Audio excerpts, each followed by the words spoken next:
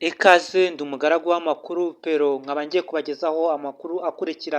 Turagaruka mu gace ka Sake aho imodoka ya SADC ya Toyota yarashwe na M23 bakimara kuyirasa nibwo inzu zirenga 6 zose zahise zikongezwa n'inkongi y'umuriro yari ivuye kuri iyo modoka ya Toyota yari irashwe.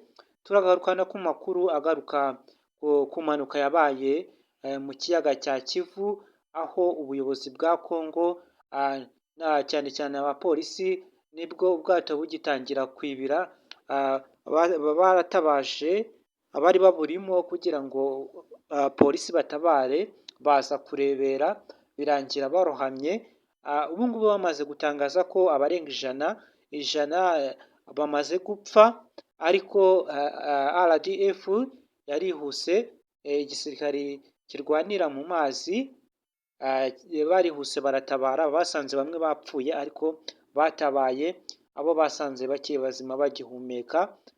Baragerageje abaturage ba Congo bari gushimira cyane RDF ko yitanga kurusha n'abasirikari ba Congo cyane.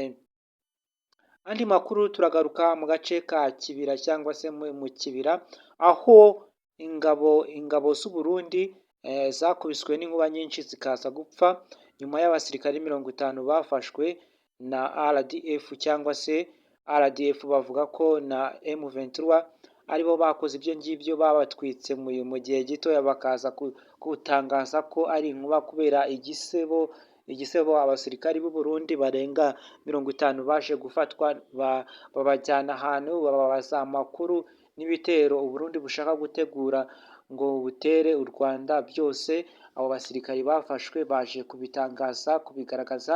Ubu ngubu uyu munota wa none u Burundi intambara bwatangaje ko buzatera u Rwanda ni umugambi umaze gupfuba kubera ko bivuyemo barafashwe kandi muri kumva ko hari hapfuye abasirikari benshi cyane bapfuye barengaga 300 abandi bakiri mu bitaro.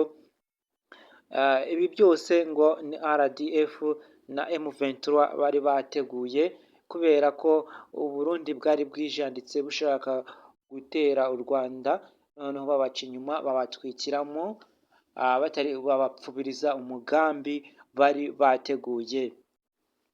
Amakuru yo ni menshi cyane, ndaje mbaha amakuru andakurikira mbabwira ngo abantu mugeze no kuri uyu muyoboro mukore subscribe, like, comment na share.